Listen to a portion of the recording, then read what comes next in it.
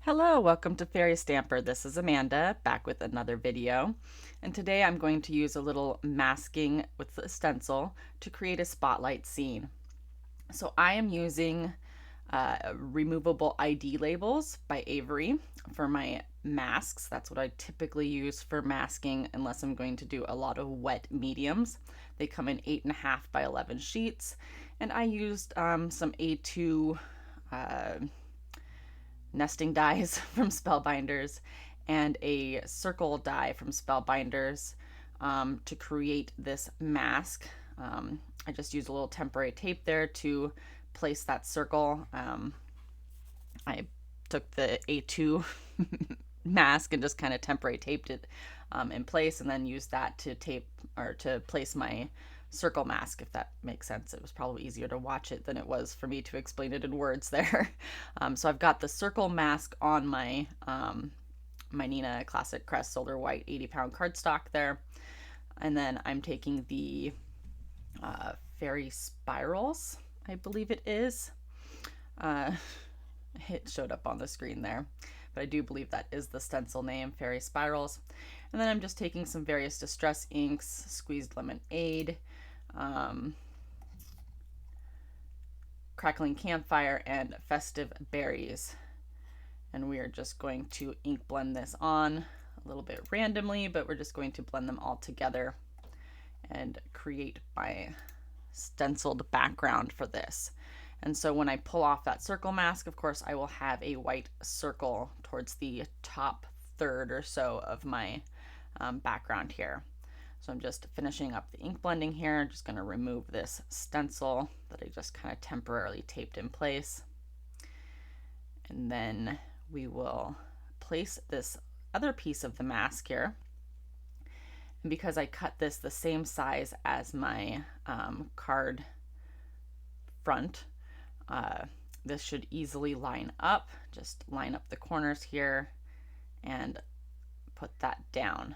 And I did keep that little circle mask in place just to make sure that everything was going to line up. And now I'm going to take that circle mask off. So then we have the white circle that we're dealing with here. And now I'm going to put Peony from the musical release at the beginning of the month here. I'm going to place her, and we're going to stamp her in VersaFine Claret Nocturne ink. I've got her placed exactly where I wanted her to be. Just going to stamp her down real well. And then I'm going to take a piece of Post-it here. I didn't want to try and find my masking tape. Just take the residual ink and stamp her down, and then I'm going to cut this off screen. I only need the bottom part of the mask. And then we're going to take the musical strings, I believe. Yes, musical strings stamp, and there's 2 stamps in this stamp set, and I'm just using one of them here. And we're going to place that across the circle so it looks like Peony is sitting on top of the musical strings. I did decide to stamp this one twice to make it nice and crisp, make sure that it stamps fully across that masked area, or rather the negative of the mask area. And then just to make sure that this stands out and looks kind of highlighted, I guess, I am going to come in and ink blend around that circle area with some squeezed lemonade. And I switched to a smaller brush here, and apparently I did not clean it well enough. It must have had some brown or something in it, because I started to get kind of a rusty yellow color here. I did not like that, so I am going to switch back to my bigger brush that I was ink blending with the yellow and try to even that out so it doesn't look so funny there. I'm not sure how well that shows up on screen, but it was a different color of yellow because I had some, I imagine it was probably vintage photo or something left over on the brush. Anyway, just going to go all the way around the edges here. And then once I got done coming all the way around the edges, I did decide that I was probably going to want a little bit more contrast or a little bit more color. So I am going to come in with that smaller brush, even though I know it has a different color ink on it. This is going to be a darker color, so I'm not worried about it. I am going to come in with that smaller brush and just barely go around the edges with the Crackling Campfire. And so we are going to leave that center highlighted area with the white. So just gonna barely come in around the edges here, like I said, with that Crackling Campfire. It does look like I'm putting a lot down, but most of that is staying on the mask. So just a little bit around the edges. And obviously that little bit of color that was on my brush before is not showing up here because, like I said, that little bit of color was lighter than this Crackling Campfire color, so I was not worried about that. So once I get done here, it's gonna be most people's favorite part is removing that mask and seeing all the beauty that is underneath. I always think it's pretty, at least. So we're just gonna pull up the mask here, and you could save this, I suppose. I didn't. The Avery Removeable ID labels that I use, they're not terribly expensive, and you get quite a few in a pack. I've had them, gosh, probably at least a year, if not 2 years, so I just tend to toss them most of the time.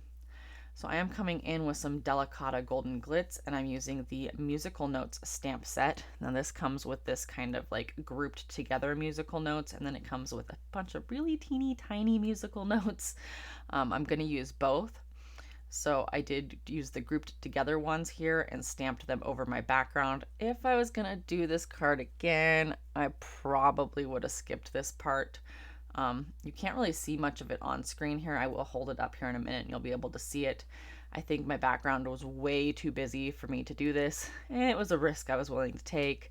I didn't really care for it in the end, but you can't really see much of it unless you're really on top of the card and you shine it in the light. Then you can see the little bit of the golden glitzy pearlescent stamping. But I'd probably skip that part again if I was going to do this card again. So here I am showing it to you. You can kind of see it. It's not real prominent, but I don't know that I would do that part again. So I am taking those little some of those individual notes from that same stamp set, the Musical Notes stamp set, and I'm just going to stamp a couple of them right around this fairy here. And those obviously you can see, and they do look nice, I think. So I chose the Music Speaks stamp set for my sentiment, and I could not fit it all in here because I did not plan for my my sentiment. I often do this. So it says, when words fail, music speaks. So what I'm going to do is I'm going to mask off part of the stamp set. So it's going to say, when words fail on the outside, music speaks on the inside. So I'm just masking off the music speaks part, and we're going to stamp when words fail. So just take a little bit of post-it tape here, cover off the music speaks, then pull off that tape and stamp that, and you will notice that there is a comma there, and that looks a little funny. So I'm just going to take a Sharpie and turn that comma into a period and put 2 more periods after it, so it's kind of like a trailing sentence there. And then we're going to take that same stamp set, put it on the inside with one of the fairy notes. And then I'm going to mask off the top part where it says when words fail, so we don't stamp that.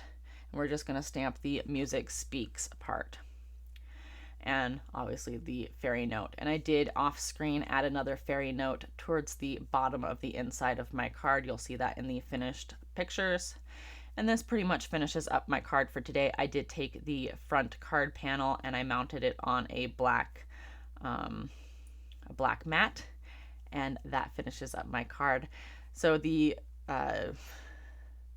materials will be in the description box below, along with all the links that you need for that, and the links to the Fairy Stamper store, as well as a link to the Fairy Stamper Facebook group where we have a lot of fun over there, and there's some challenges and whatnot, as well as my links to my social media as well. I would love it if you follow me over there and subscribe to the Fairy Stamper channel. And as always, have a great day.